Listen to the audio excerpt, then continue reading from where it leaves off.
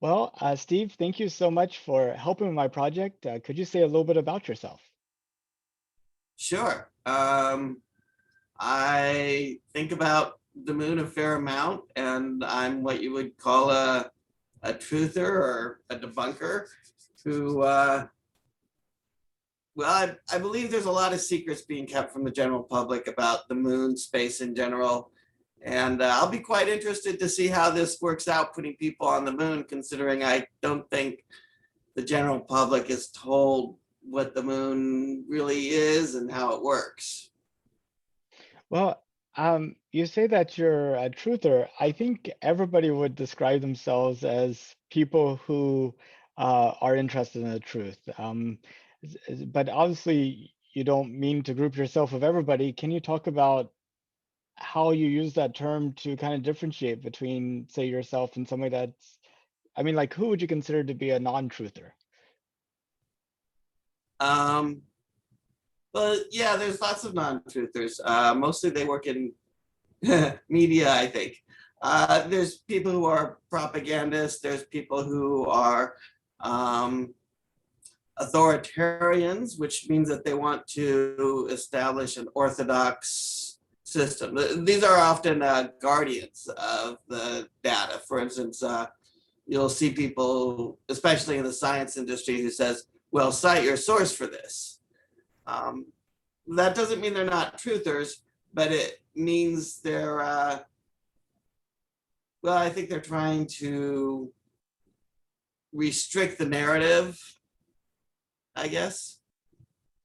That's a hard question. A lot of people consider themselves truthers, but some don't. Some really consider themselves to be um, debunkers, for example. It's really funny as you began to talk about the authoritarians, the propagandists, those types of things, and it really crystallized in my mind maybe what you're trying to get at, um, and it's something that I've been talking to people about, like how we teach things in school is basically, Google it and look in the back of the book for the answer, as opposed to what is the test by which you could tell if something is true or not. And I I'd like to propose for you a little description or maybe definition of what you mean by truther and see if it resonates with you. Okay. So I would say that a truther may be somebody who is more interested in personally validating a truth through some type of test, observation, or series of observation, as opposed to somebody who is interested in making an appeal to authority or is interested in some type of, what do you call it, knowledge that's been handed down. Yeah. Okay. I guess I could agree with that. Language is kind of flexible, and generally the rule, as Noam Chomsky suggested, was that he was a linguist as well as a political philosopher.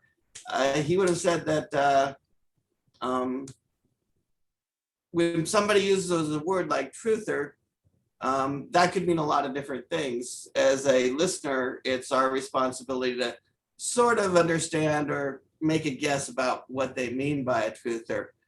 What you said about truthers, I think that's perfectly fine use of the word. I guess I would say that as I'm a truther, I really focus on things where there's systematic, pervasive, generational deception of the general public. So I believe that there are a grand secret.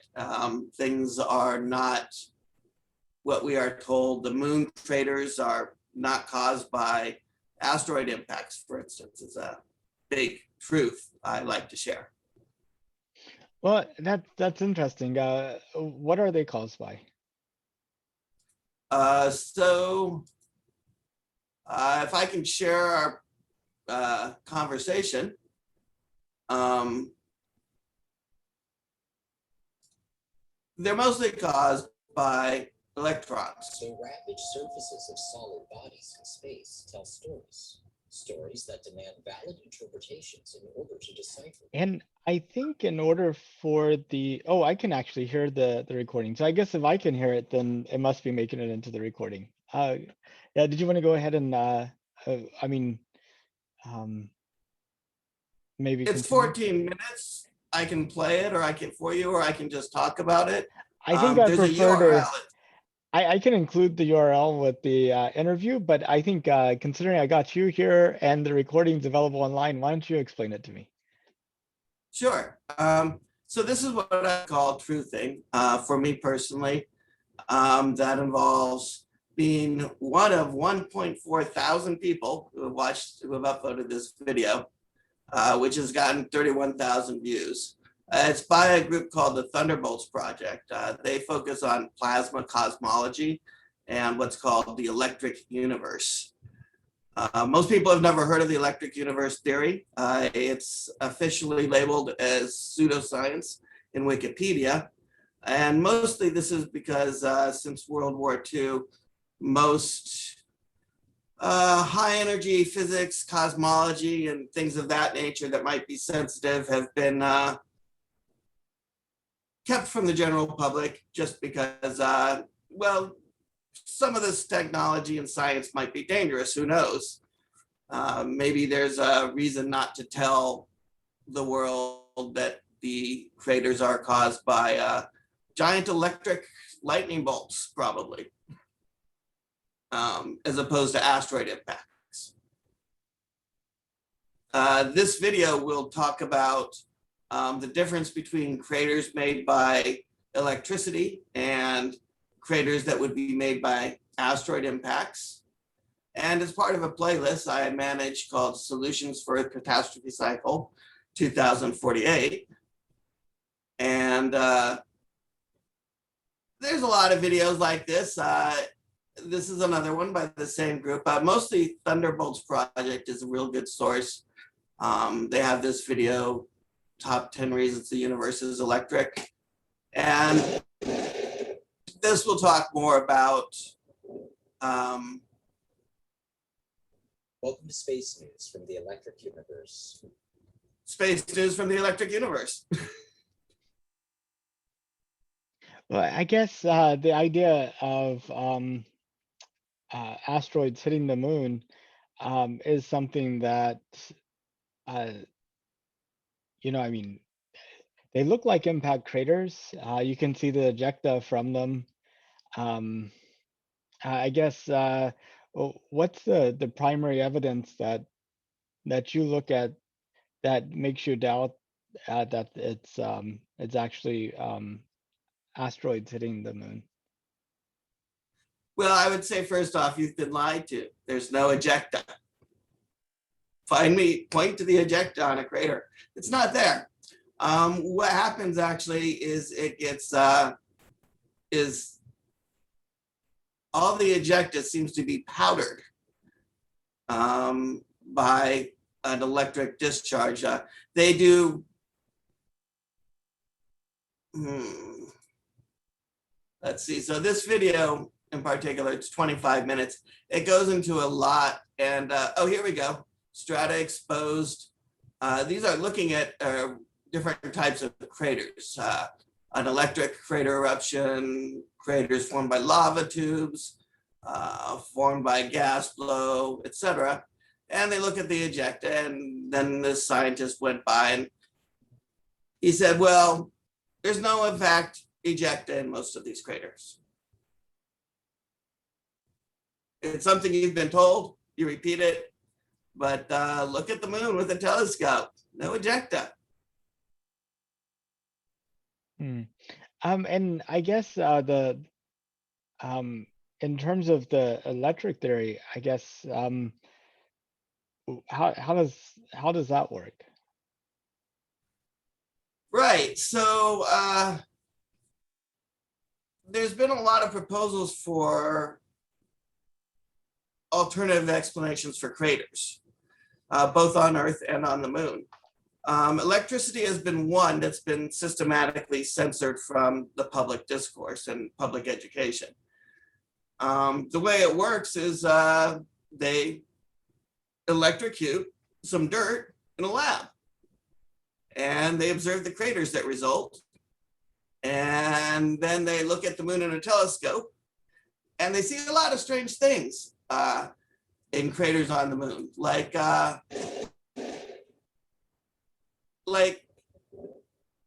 let's see here. Oh, here's some good ones. Like this here, it's an asteroid. These craters, if anything actually hit this rock to make a hole this big, it would have blown the whole rock up.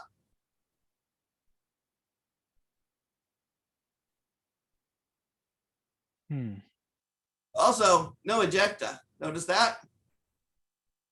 And we have these lines here, right? How do asteroid impacts create this sort of wavy line that circles the rock?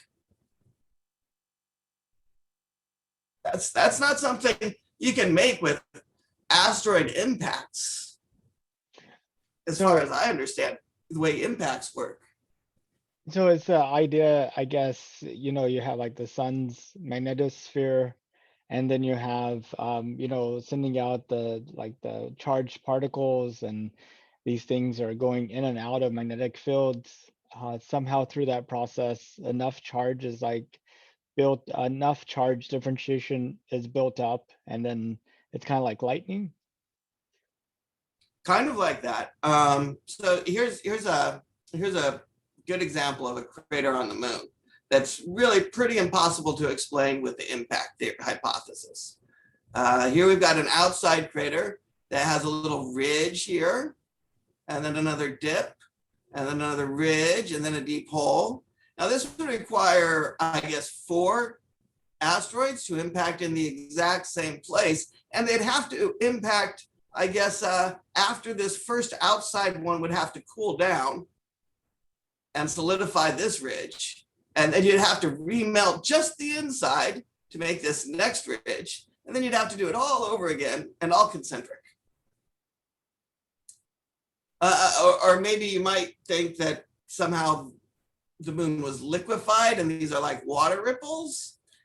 It's just very hard to explain with an impact hypothesis. But they do have studies, I think in this one.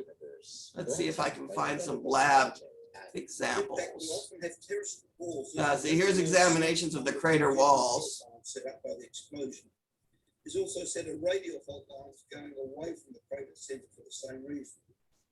The craters, the terraces, the central peaks, the rays, and the radiating ridges can be reproduced in the lab experiment.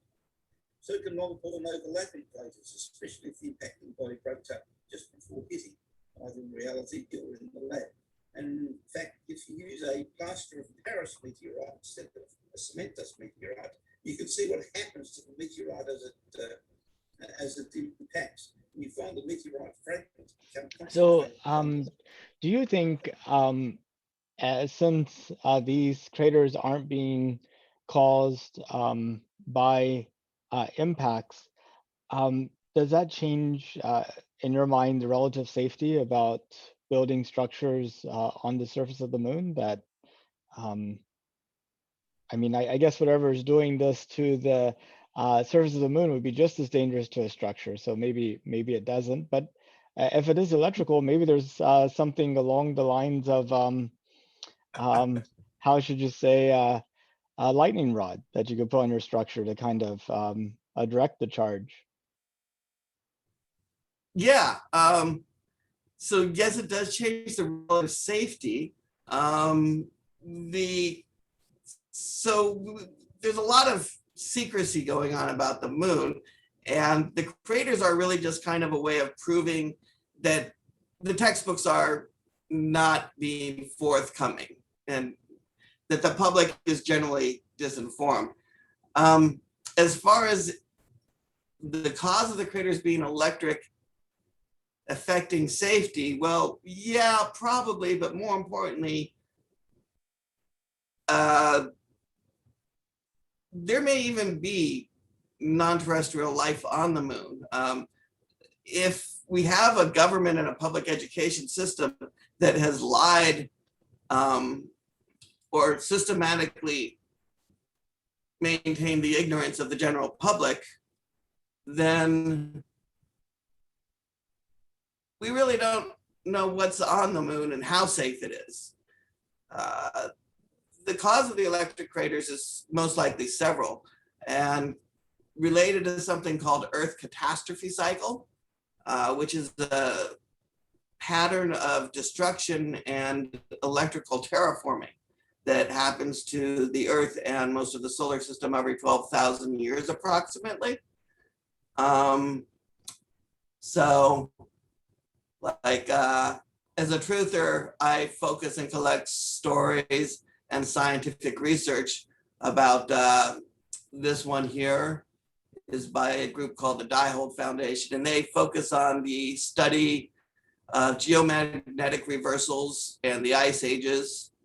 And what the general public is told about these things are simply not true. They're elaborate fictions. Most of your science is elaborate fictions. There was no Big Bang.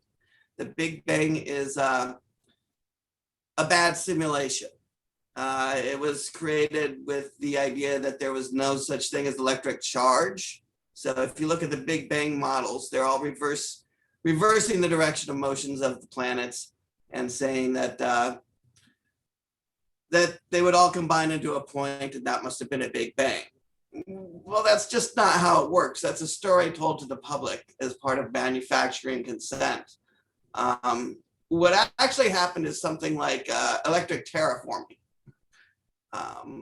which happens when the Earth goes through something called the galactic current sheet.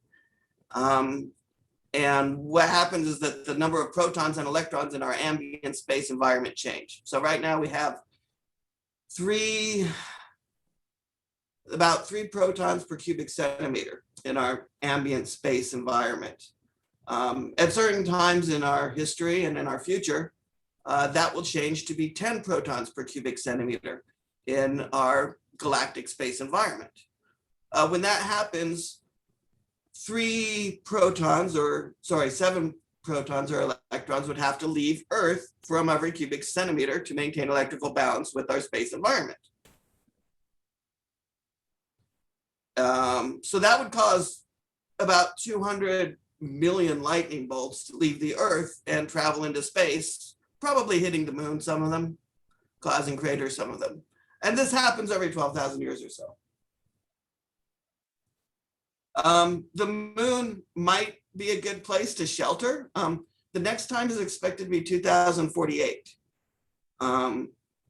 So there's numerous public scientists on YouTube and other places that have research saying that 2048 is most likely when the sun is going to experience a micronova, which will most likely kill most of the surface life on Earth. So I don't know if the moon's going to be safer or not. Yeah, it definitely gives us another point in the solar system to make observations from. Well, from the videos I watched, one of the main purposes of the moon landing was to gather evidence of past solar micronovas. And they did, in fact, find that in let's see, this video here, I believe.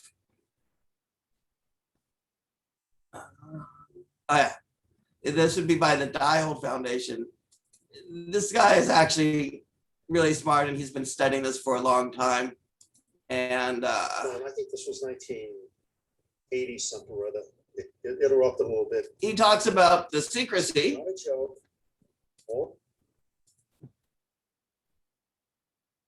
Which is a lot of it's run by the CIA, and a lot of it's done to cover up Earth catastrophe cycle. And this guy will tell us about what caused it, and also he collected evidence about what we found on the moon, which were evidence of the last solar micronova that happened 12,000 years ago. and it left glass beads with fission tracks in it that were ejected from the sun.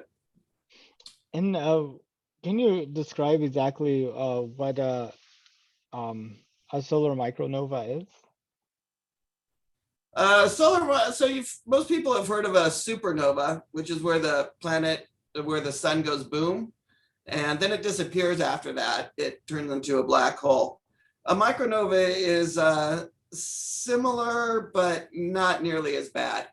You can actually survive a micronova, and since it happens every 12,000 years and we're still here, we know people have survived it in the past. And what happens in a micronova is just a little bit of the sun's outer shell explodes, and the sun remains and keeps putting out heat, and can micronova many, many times. And lots of stars do that. Stars have recurring micronovas. You can ask an astronomer about that. Yeah, that sounds interesting. How did you get into this? It seems like you've done quite a bit of research and digging. Do you remember how you got started? Yeah. So I actually grew up in a survival colony near NORAD, Colorado. If you're familiar with NORAD, they're the deep space military installation built under a mountain, right next to Pikes Peak, Colorado. I was fortunate to grow up in a mountain between NORAD and Pikes Peak, dedicated to surviving Earth catastrophe cycle. And where a lot of scientists, secret scientists who work for the government on classified projects also worked. I went to University of Colorado at Colorado Springs, and learned most of the background science needed to understand and work with the Earth catastrophe cycle, and was probably going to go to Antarctica and be a secret scientist there, or maybe off planet if such things exist, in secret programs. But I didn't want to do that, so I left the program and wandered around for a few years, did graphic design. And I didn't think I'd ever be able to talk about this stuff publicly, but recently it's all coming out. So I guess your parents were part of the survival colony, and that's where you were born, or? I wasn't born there. I was born in California, but my parents moved there, and I don't really know why they let us in. It's a religious commune too, and my parents were somehow connected with the religious people, but my dad was just a janitor. I was no one important, except for the fact that I was very gifted in electrical engineering and science. I was ranked something like 276th in the 4-state area around Colorado in the Colorado Mathematical Olympiad. And I was student assistant to a professor who was from Russia and who knew a lot of deep state secrets and recruited for the government programs that don't get mentioned publicly. And does the colony still exist? Yeah, you can Google it. Crystal Park, Manitou Springs, Colorado. And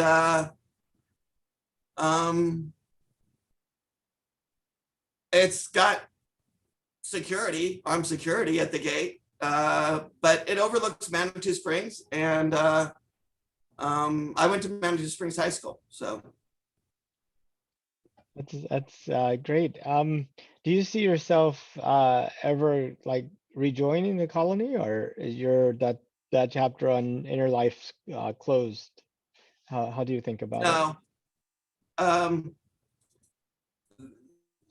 They're kind of it's really just a gated community. It's with a few people who are important there, who are definitely secret scientists who did do great work for the government that never got to the public. And they have some secret survival shelters, and some caves and some military grade provisioning. For me, it was really just a gated community. I was a kid. They didn't really tell me much about what was going on. So I'm not really going back there or anything. I left the program when I left the university track and walked away from my electrical engineering degree and my job there. I had a job as head of drafting. I worked on the Denver airport on classified stuff. Mostly dumb stuff, just cutting metal plates. I was head of drafting for Superstein Still in Colorado Springs, which is no longer existence. They've changed their name. But anyways, yeah, so I'm not going back. I'm not sure they'd even accept me. And it's really just a place for scientists who, you know, the government needs a place to put scientists in homes where they'll feel safe from the coming disaster. And that's a good place for it. It's 144,000 acres in Crystal Park, Colorado. And it's got fresh water lakes, and it's really the ideal place to be when the sun explodes. What do you think about being underneath the ocean during some type of event like that? It seems like having, you know, hundreds of meters of water above you would be the best protection. Yeah, that's a pretty good idea. I think that might work. There's a lot of uncertainty about exactly what's going to happen during the micronova and around that time. It's not just a it isn't just a solar micronova. It's actually a lot of things that are going to happen and are happening already. So global warming, that's a hoax. I got to tell you that. Global warming is was real, but the other planets in our solar system also warmed, and it was caused by the sun. And there's a lot of theories about what's going to happen in the next 30 years as the sun and space weather are sort of impacting Earth more and more. Our magnetic shield is decreasing. There's a lot of people who say that there's going to be that the Earth might stop rotating. It might change direction, and that would cause all the water to slosh around, which might make living underwater or any sort of underwater habitat very a dangerous place to be. But there doesn't seem to be any safe places. So I mean, everything seems to be dangerous. In the past, you know, wiped out the Egyptian civilizations and left only the pyramids. We get an X-ray burst from the solar micronova, and the X-rays will go through probably a couple 100 feet of water. So you'd need to be fairly deep to escape that. The X-rays will only hit half the planet though. So maybe you get lucky. Well, I mean, depends. Half the planet is the Pacific. Yeah, it depends on which side of the planet's facing the sun. When the sun micronovas, that's the side that gets the X-rays, the X-ray burst. What do you think about Elon Musk's plan to build a 1 million person city on Mars? Mars isn't any safer than Earth as far as I know. So I kind of wonder what he's doing. Elon Musk is smart enough that he knows about Earth catastrophe cycle and electrical universe. He's got his scientists. In fact, the people at NASA and all that, they swore secrecy oaths, so they can't really talk about it. Elon has not sworn secrecy oaths, but he doesn't tell the public the truth. But I think he has to know about all this. And his plan doesn't make sense in terms of surviving a micronova. So either he believes there's no such thing as a micronova, which is hard to believe because the science is pretty strong on that, or Elon probably most likely has some other plan for those spaceships. Maybe they're for use after the micronova, or maybe they're in use to build an artificial magnetic shield for Earth. You can actually Google FizzOrg, artificial magnetic shield for Earth. NASA has made plans to build such a thing, and it might help people survive. It might block some of the danger from the sun. So I'm puzzled by Elon's plan. Well, I mean, if you imagine the micronova being sort of like a solar flare on steroids. Um, Yeah, Perhaps having a pocket of humanity in a different location kind of helps to increase your odds that one of the two places might be able to have some survivors. yeah, yeah. It's not a bad plan, but it's not a terribly good one. If you look at the Mars profile, everything you need to do on Mars, first you need to dig underground, right? And then you need to generate your own oxygen somehow. You can maybe siphon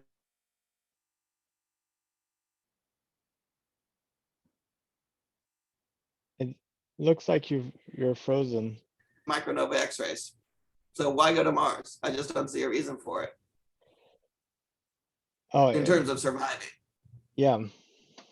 Yeah, no, that's well, I mean, what would you consider to be a good plan? There are no good plans. Historically, there have been more advanced civilizations than ours, and they were wiped out down to a population of a few thousands. It's standard knowledge that we've had genetic bottlenecks in our past. It's also standard knowledge that our history, our recorded history, starts about 12,000 years ago, 6,000 years ago. But it's well known that humans have been around on the planet for about 500,000 years at least. So you have to ask, what happened in the first 500,000 years? We know that humans can go from rocks and Stone Ages technology to building spaceships in about 6,000 years. We just did it. So that could have happened probably about 30 times in the time humans have been on Earth that we know of. Well, I guess the other side of that is what makes humans special? Why didn't some other animal make similar leaps? Oh, because we're genetically engineered by non-terrestrials and by ancient humans. So like we can genetically engineer ourselves now. And when the micronova hits in 2048, hopefully by that time, somebody will have genetically engineered humans to be a little bit better. And they'll probably actually genetically engineer humans in all sorts of ways. And some of them will survive, either in deep underground military shelters, or there's some places on the Earth that seem to be always safe. Like the opposite side of the Earth, for example, will definitely be safe from the X-rays. So at least half the Earth is safe from the X-ray dangers.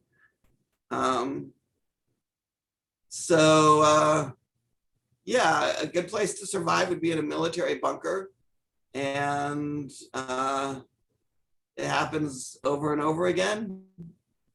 I think I missed your question. Did I answer that right? Yeah, you basically, I mean, so in terms of where life started, I, I mean, there's some thoughts that maybe it was seeded from other parts in the the galaxy. I was wondering Right. if that was sort of the theory that you're working with as well. Yes. Well, certainly evolution is real. Things can evolve. But the evidence seems to be evolution was helped. And yeah, seeded from other planets, but also evolved here too. More like engineered by species from other planets. So I guess just coming back to kind of some more near future events. In terms of The moon. NASA's, yeah, right. In terms of NASA's plans to land people on the moon in 2024 for the first time since 1972, is this something that you were aware of? Yeah, they talk about going back to the moon every once in a while. It's part of the propaganda mechanism. I was aware that they were talking about it. The Chinese are going to do it first, and it's, I don't know, they might build a moon base there. Now, do you think the Chinese are going to do it before 2024, or do you think it's going to take us longer than 2024 to get there? Oh, the Chinese are going to do it way faster. We may already be there. I mean, there's like conspiracy theories about like Nazis already being on the moon using advanced technology and propulsion craft. And there's a lot of mysterious things on the moon that suggest it might have life on it. There's like strange lights on the moon that appear. They're probably electrical spark discharges, but they're lights on the moon, small lights, like from, you might say it's from a flashlight, or more likely from an electrical discharge, like a lightning bolt on the surface. But yeah, I mean, we might go there, sure. I mean, there's no reason not to, except that maybe somebody else wants us not to. I mean, do you think it's a good thing for us to do, or should we be devoting our energies in other directions? Yeah, it's a great thing for us to do, mostly because you can't go to the moon without like people figuring out and telling the public, you know, that the craters are not really caused by impacts and the moon is hollow and all that other stuff that the public doesn't know about. Let's see, I guess when you look at the future of humanity, assuming we survive all the threats and difficulties, do you see humanity spreading beyond the Earth in like a substantial way, maybe to the point where Earth becomes just another small place where that just happens to have humans, or do you think we're forever kind of tied to the Earth and we'll just be making these sort of little side trips places? I think aliens are already on Earth. They visited people. It's not just me who thinks that. It's there's a guy named Bigelow who used to build spaceships, or still does, a competitor to Elon Musk. And he's come out publicly and said that he's been visited by non-terrestrials, gray aliens, he says. So yeah, humans are already off Earth, or humankind. And aliens are on Earth, and humans are on other planets already, I think. I guess at what point do you see the humanity that we're aware of here on the Earth kind of joining in kind of an open way with that sort of broader society of life in the universe? That's probably not going to happen under humans' control. Like aliens and extraterrestrials, they already kind of like move humans around. And there's apparently humans like the Palladians and the Anunnaki who are humanoid, or basically human, and can even breed with humans apparently on other planets already.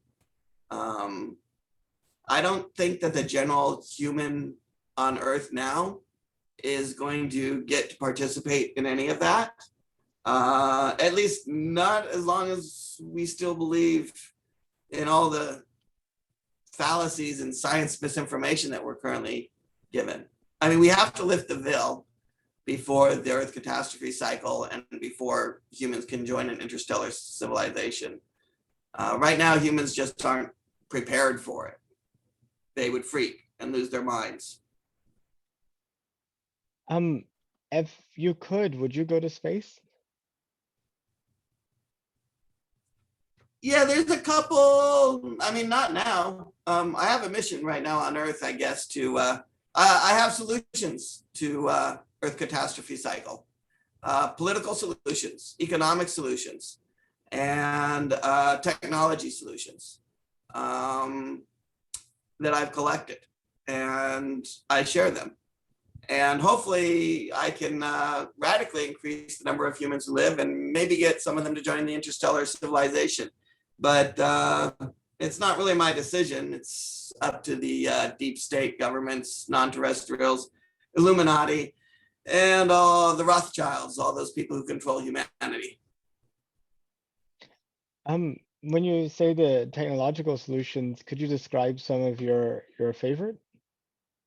Sure. I like the free energy, obviously. We've got a whole YouTube video collection here called Solutions for the Catastrophe Cycle. And oh, special features, Sapphire Sun. This is a form of low temperature fusion.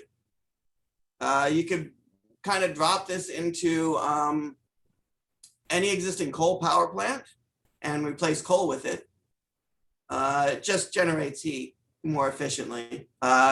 Basically works with magnetism and hydrogen and creates a sort of vortex type thing. It's been tested and great videos on it, reviewed by people.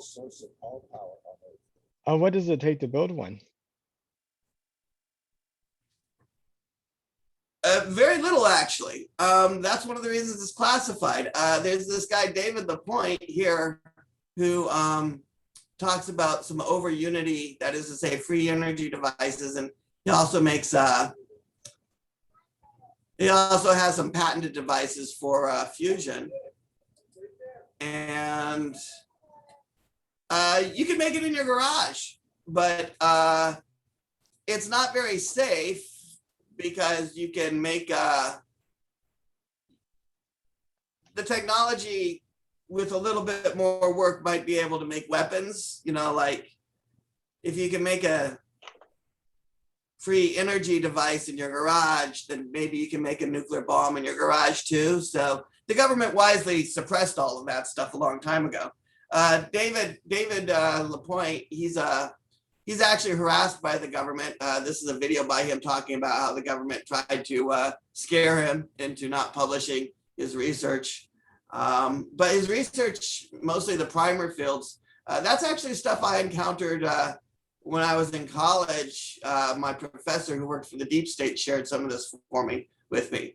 And I never expected it to be public, but apparently this guy, David, he got some leaked documents or some leaked science, or he's rediscovering it and sharing it with the public. And the danger has always been, well, this is basically recreating a sun in a jar. And if you give this to some really dumb, angry people, they might use it to make weapons and hurt a lot of other people.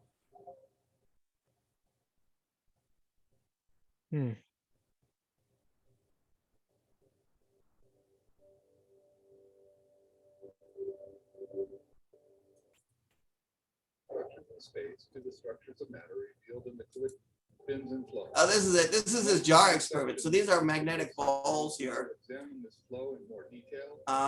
And they're specially shaped to cause the plasma, which is in this jar. This is just like a glass jar on a desktop. And these ceramic things are magnets that channel the hydrogen, which is diamagnetic, and create a little mini sun and a solar system in here. It even rotates like galaxies and stuff. Take a look at how these bowl-shaped magnetic field emitters cause both magnetized These balls? and non-magnetized balls to form the amazing. These are patented by the RAND Corporation, which worked for the Department of Defense on secret projects about 60 years ago. My professor handed them to me and asked me to play with them. But they're specially designed to contour the magnetic fields in a way that mimics the magnetic fields in our solar system. So you use them for studying how the sun works and why the planets stay in orbit and things like that. Shown here are ordinary non-magnetized 5mm steel balls. These bowl-shaped magnetic fields induce a magnetic field into each steel ball, which causes them to repel each other while at the same time keeping the balls structured together. So this mysterious force not only causes the steel balls to become packed tightly together, but it also keeps them apart. Then it does this while at the same time forming a geometrically balanced pattern, just as we find within atoms and molecules. Notice the vibration in all of the steel balls as each new ball is added to the nucleus area. What we see at work here is what I believe would truly be defined as the strong force. universe.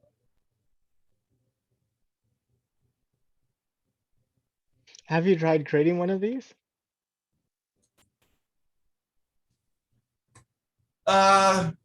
No, he actually offers downloadable machine 3D printing materials to make one of these bowls yourself. Well, to reproduce them.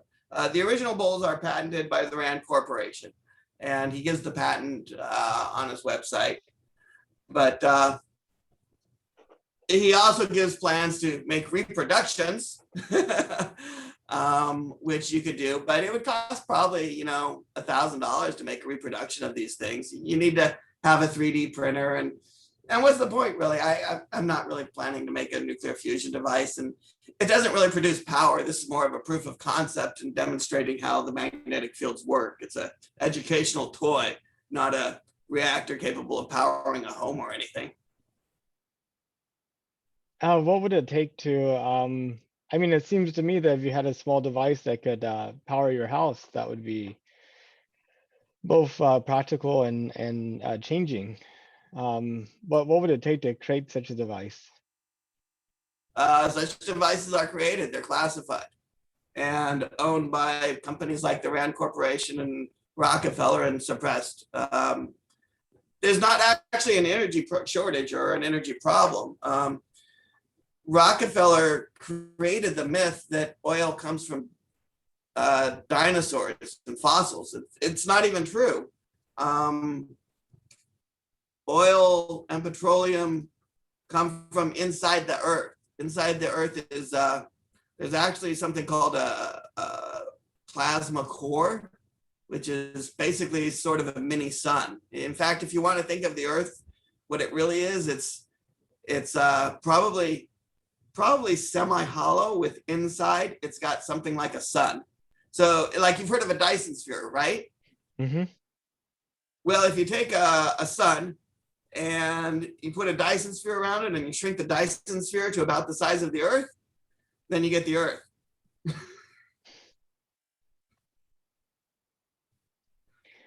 I mean, how deep would you have to go to sort of get to that point to be able to see it? The inside of the earth, sun, or the inside of the earth? The inside of the earth, yeah. The scientists are pretty much telling you the truth about how big the earth is. You'd have to go thousands of miles. You'll reach the MOHO continuity boundary somewhere around a couple hundred miles deep, which is where actually the outer earth and the inner earth separate. And there's some weird things going on there that would probably kill you if you tried to pass through it. You know, we have like Van Allen belts in space, right? Yeah, like pockets of radiation, kind of in medium Earth orbit. Yeah, it's actually an electromagnetic torus, a sort of donut shape that circles the Earth. And it's full of electromagnetic forces and high-speed electrons and high-speed protons going very fast around the Earth. And they're inside the Earth too. Yeah, that's definitely something I'm not familiar with. No, they wouldn't tell you that. It's a need to know thing. But I know you mentioned you had solutions for here on Earth in response to my question about going to space. I kind of meant more of just a trip to space. Like, would you go to orbit if that was an option? I mean, yeah, I mean, it sounds fun. Why not? There's Discovery announced yesterday that they're going to be doing a show next year called Who Wants to Be an Astronaut? They're accepting applications right now for people interested in competing for an 8-day trip to the International Space Station. I was wondering if that's something that would appeal to you, or what you think about it. Yeah, I mean, that sounds fun. Although honestly, it doesn't seem like it'd be worth my time to apply. I think once they realize that they couldn't send me onto a space station without me telling them all the real cause of craters on the moon, they would cancel my ticket because they obviously don't want that information to be shared with the general public too much. A few people is fine. They don't mind if a few people know about it. But if you try and tell the mass media or the general population in large numbers about these secrets and conspiracies, they won't let it get on mainstream news. So yeah, it'd be fun, but it's not worth my time to. I mean, I think there'd be like a couple hours worth of effort to even apply. Yeah, definitely. Well, I guess, if you were wanting to sort of promote more people being in space, um, because I think humans actually going to these places and observing with their own eyes and sharing those stories with each other is going to be so much more powerful and easier to sort of connect with than just seeing images sent back from machines. Um, and if this Discovery show is really successful from a Discovery uh, TV standpoint, such as getting a lot of viewers interested in, it's like, who wants to be an astronaut is like the next The Voice, or the um, let's see, what's another show, America's Got Talent or something like that. I mean, Yeah. who kind of who do you think would be good candidates to kind of attract that type of interest, and what kind of experiences would you make them go through in order to really kind of drive that mass engagement? Well, so you basically need people who are gullible and look good on camera. Um, if you look at interviews with Neil Armstrong and the original pilots who went to the moon, after the moon, they came back. They were told they couldn't tell the public about most things. And if you look at their interviews, they're really bad. And the reason isn't that they're bad at interviewing, it's that they're basically pissed because they can't tell the public what's really going on. So you need somebody who's going to be gullible enough to interview well and not notice that the whole thing is kind of a lie. And I don't want to make that sound too negative, because there's some good reasons for the lie. I mean, obviously, if everybody knew about Earth catastrophe cycle, there would be a panic. People would try to storm the government survival shelters because there's only enough room for 5% of the population maybe. And so they have to keep all that stuff secret. And so you need somebody who's going to be very photogenic, exciting, somebody who's young, aspirational. Most people like to see themselves as somebody who they could be. So like a good person who you could relate to is somebody who looks a little bit better than you, maybe a little bit taller than you, and probably a little bit richer than you. And that's the sort of person who you would enjoy watching go to the moon, most likely. So pick them that way. So I mean, basically, maybe a straight up popularity contest, you're saying? Yeah, I mean, why not? I mean, throw in some science too, some scientists. A lot of people believe the science they're taught in textbooks is all the science and it's complete. And there's nothing really wrong with that belief. They don't need to know any better, but they could be encouraged to study science. Science is fun. Just because we're lied to a lot about it and a lot of it's kept secret doesn't mean that it's doesn't collect a lot of really great, bright, intelligent people who would make great candidates to go to the moon, and they could talk about zero-G microgravity and all that sort of stuff. I think we send people like that up. We used to send them onto the space station to do videos. So we've got it worked out pretty well who to pick and who's good on TV.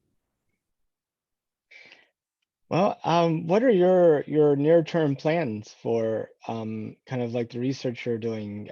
Do you have any other plans in order to get people engaged? I mean, are you starting like a meetup group, or like what, doing some experiments? What are your thoughts?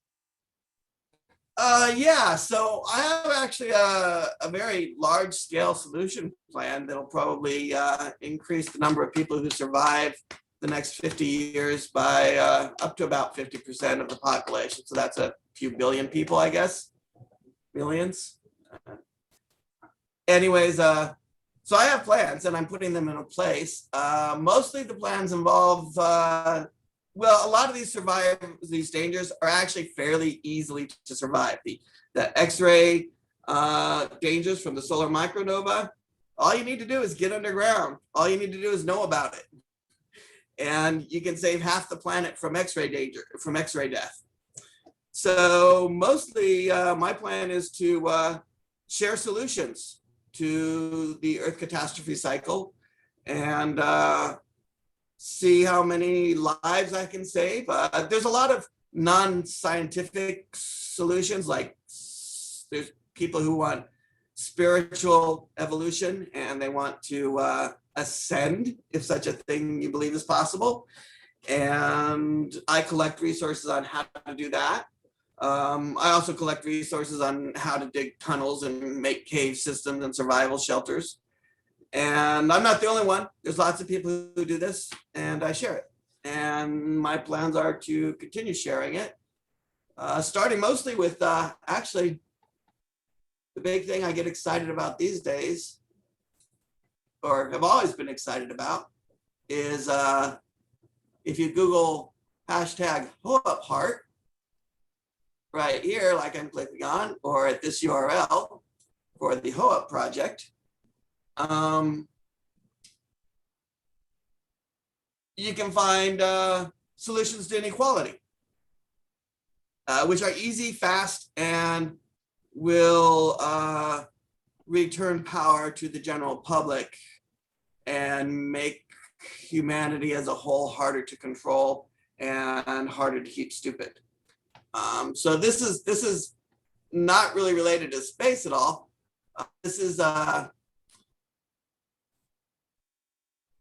about solving inequality by giving poor people price discounts. If you lower the price for poor people and raise the price for rich people, a seller will make a lot of money and equality will be created. So I shared that. And then once they've learned that, they can maybe learn some stuff about space science and the Earth catastrophe cycle, because then they won't need to take over the government bunkers so much. They can build their own bunkers, and then maybe the government will let the public know about it. And you know, I'm kind of putting together this set of interviews. It's 1,840 interviews I'm doing over 1,840 days between the time I started the project and the end of 2024. It's sort of like a time capsule, which I think for generations yet unborn, you know, people 50, 100 years from now. And I was wondering if you had any specific insights or things you wanted to share with somebody looking at this video, you know, 50 or 100 years from now. Yeah. Well, for one, if you ever meet anybody who you think is high enough to know some of this stuff, share them my video. Tell them you're gonna put it on public TV. And if it looks like you're going to get a lot of popularity and maybe like some views, they'll have some opinions to share with you about putting this on public media. And that might sort of help you confirm my suspicions. I mean, I think your project is really great. I think it's probably not sanctioned by the higher ups, the non-terrestrials, the Rothschilds, all those people who are keeping secrets about the moon. They probably haven't even noticed you exist yet. If you get popular enough and you start to get high view counts, they will notice. And if you share things like I've just said, they'll talk to you about it, or they'll cancel your channel or something like that. So I would say maybe take this interview, share it to people if you want to test how much they know, and or if you want to get their attention. Most of them will ignore you. And then, oh, the other thing is this is a warning. And if they censor it, I've warned you, and anybody who watches this video and your show of a civilization and life-threatening danger. Censorship of this would therefore be a crime against humanity, assuming it's true. And I've just warned you about an extinction threat to humanity. Anyone who tries to censor this video and me telling you about it, then they're kind of guilty of, well, censoring a crime against humanity. So that's kind of an interesting angle you can play if it comes to that. That is interesting. Well, like I said, I consider my audience to be people not even born yet. So it might be many decades before they get old enough to even watch videos. Well, I guess I'd say also back everything up. So the power is going to go out most likely. We right now have a really high probability of a solar flare. You've perhaps heard of the Carrington event that destroyed much of the electric grid when there was no electric grid, when we just had telegraphs. The latest news I have says there's a 25% chance of a Carrington level electrical storm event in the next 5 years. So in the next 5 years, that means 25% chance of a global power blackout, which will pretty much stop anyone from watching YouTube casually and watching your videos. So back everything up, probably someplace safe, and hope there's people that survive after the Earth catastrophe cycle who want to watch it. I was just thinking, kind of, what about taking all these digital videos and putting them on the old film rolls, you know, that we used to watch, where you had like the It's a good idea. big Yeah. thing. That'll work too. All these things, this has been done like 12,000 years ago that happened. And they made hieroglyphs, Egyptian hieroglyphs about it. And they wrote the Bible, which talks about the flood. And they could use your film strip for probably 1,000 years before it degraded and copy it down into Bibles or something like that. And sure, that could work. Yeah, It's I'm been just done before. wonder what it would It's a take good to idea. make that medium and the thing to actually record it, and then also how to record the audio so it's not magnetic. You would want something that was you know, maybe recorded as you know, actually in the film. So you would. Yeah, I mean, as far as Earth catastrophe cycle is concerned, the solar flare EMP danger from a Carrington level event, that's going to increase, and it's almost certainly going to happen before 2048. There's like a 90% chance we'll lose global power before then.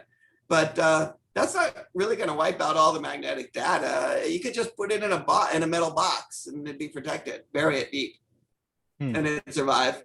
And after the Earth catastrophe cycle and after a Carrington level solar event, there's still going to be, you know, DVD readers and hard drive readers and hard drives and stuff and computers even that have been protected.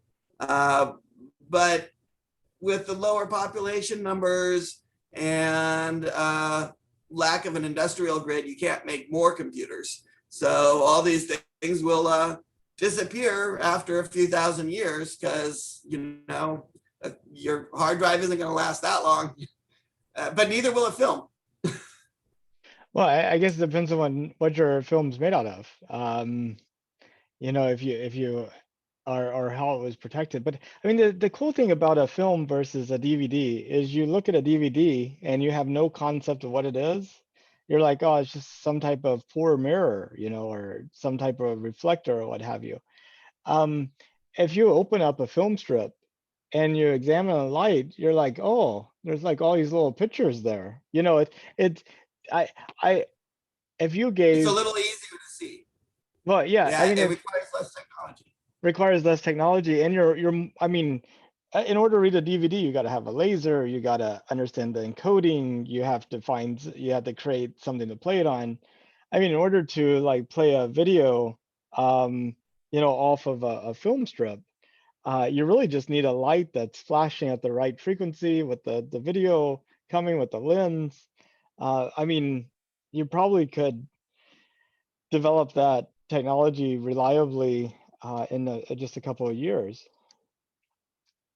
Yeah, it's probably already developed. But No, I mean, if um, you consider all technology got wiped out and all oh, you had was the film strip. the problem really is going to be, though, if all the technology is going to get wiped out, the carrying capacity of the planet decreases dramatically. Without electricity, you can't refrigerate trucks, which means no refrigerated food, which means no food from long distance. All your bananas that come from some other country, gone. Everything that isn't grown and eaten within a 25-mile radius isn't going to be your food source. So they're not going to have, so the population is going to have to decrease after a Carrington level electrical event. The population is probably going to decrease by at least 50%. After Earth catastrophe cycle, population is going to be somewhere, even the best optimists are like 50% of the population of the planet globally would die.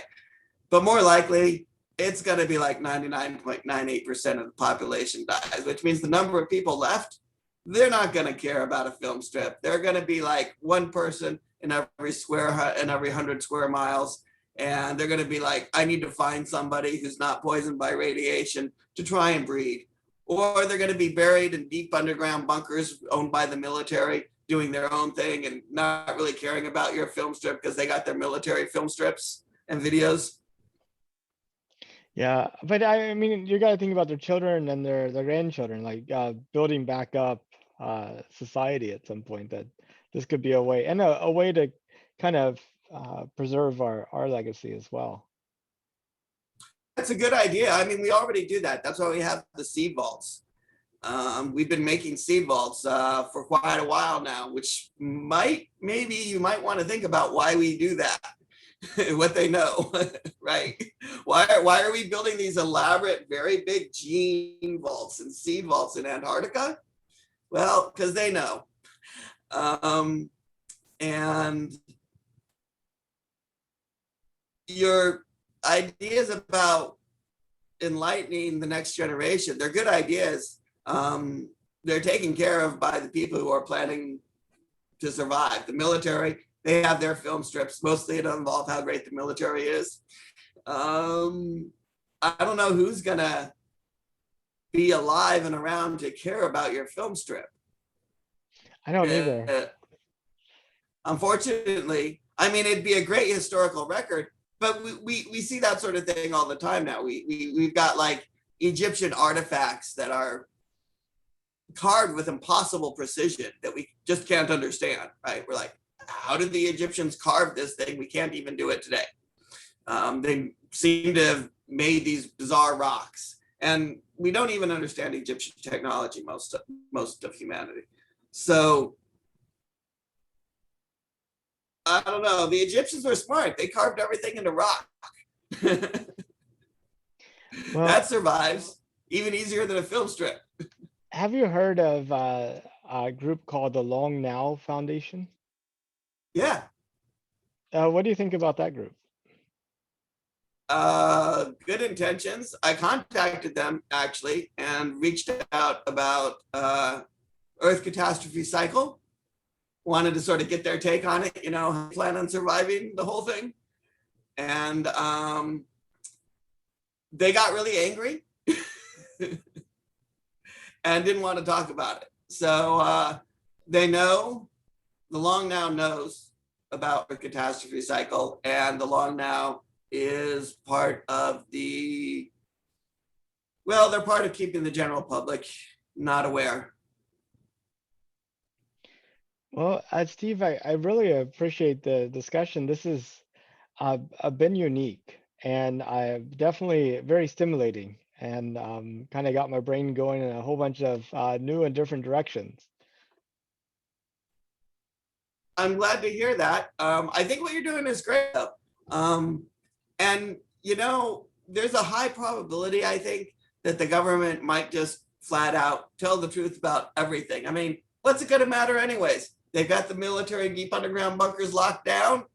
The public, they've got them locked down too. We couldn't even organize a revolution to steal the military bunkers if we wanted right now. Everybody's on COVID lockdown. So maybe they'll tell the whole world, and your videos might be part of that. If they decide to lift the veil, you could definitely be part of this is what the world thought, and before the government's told the public what's really going to happen, assuming they ever really do. That would be really an interesting outcome. Well, before we close, is there anything else that you wanted to add? No, yeah, I would ask that you include URLs. I think I can, I guess maybe I can like zoom in or something. No, Yeah. I'm actually technically not that smart. Actually, if you want to send me like a couple of paragraphs and links on like Messenger, I could just copy and paste that into the description and the my website, countdowntothemoon.org. Yeah, here's so this is when I share. This is my my pirate flag. This is actually you were asking before about what I want to do with the next few years or whatever. This is all the stuff I share. This is a link to Students for Earth Catastrophe Cycle on Facebook, Behavioral Economic Technology Solutions for Poverty and Politics. That's a science, technology, and engineering NGO, non-government organization that I run also.